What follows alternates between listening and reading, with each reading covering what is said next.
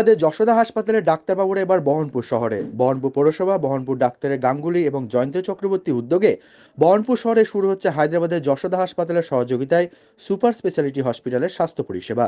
এবার থেকে হায়দ্রাবাদের যশোদা হাসপাতালের ডাক্তারবাবুরা বহরমপুর শহরে এসে রোগীদের নানান রকম পরিষেবা দিবেন বলে জানান জয়ন্ত চক্রবর্তী। হায়দ্রাবাদের যশোদা হাসপাতালগুলিকে হায়দ্রাবাদের সেরা মাল্টি স্পেশালিটি হাসপাতাল বলা হয়। এখানে 4000 বেডের ব্যবস্থা আছে এবং সবচেয়ে বড় ঘটনা, এই হাসপাতালে heart transplant, city surgery, liver transplant এবং বিশ্ববিখ্যাত গ্যাস্ট্রো বিশেষজ্ঞ ও ভ্রূণ বিশেষজ্ঞদের একটি দল এবং রোবোটিক সায়েন্সের সাহায্যে অপারেশন করা হয়। যশোদা গ্রুপ অফ হসপিটাল প্রচুর পরিষেবা প্রদান করে। এখন মুর্শিদাবাদ জেলা বহরমপুর শহরে যশোদা হসপিটাল ডাক্তারবাবুরা এখন পরিষেবা দেওয়ার জন্য। প্রাসঙ্গিক প্রশ্ন। আজকে সবাই বলেছেন যশোদা হসপিটালের ইম্পর্ট্যান্স এবং সার্ভিস।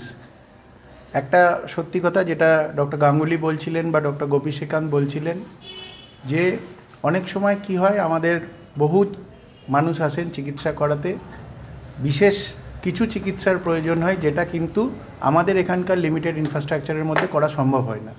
তো সেটা যদি আমরা এই ধরনের সুপার স্পেশালিটি হসপিটালে মানুষকে দিতে পারি, কারণ আলটিমেটলি কস্ট অফ অপারেটিভ বলুন বা অন্য যে সমস্ত কস্ট আছে সেই কস্টটা অলমোস্ট সেম।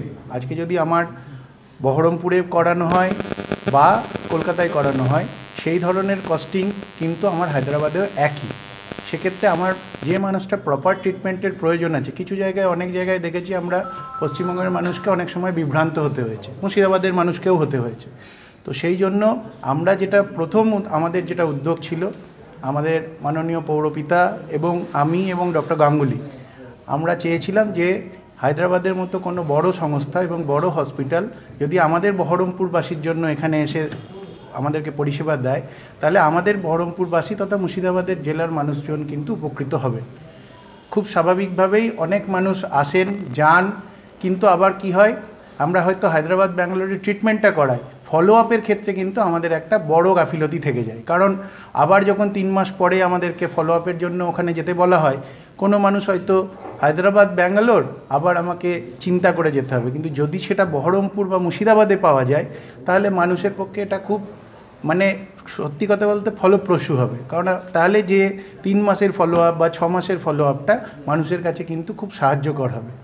এটা বহরমপুর পৌরসভা এবং ডক্টর গাঙ্গুলি এবং আমরা সবাই একসাথে উদ্যোগ নিয়েছি। আগামী দিনে আপনারা শুনলেন অলরেডি যশোদা হসপিটাল 2টো বিভাগ নিয়ে এখানে শুরু করেছে ওপিডি।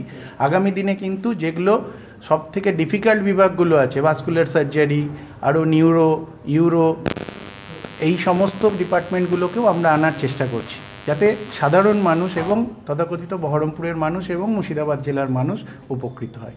ধন্যবাদ সকলকে। আমি জয়ন্ত চক্রবর্তী, কাউন্সিলর 18 নম্বর ওয়ার্ড।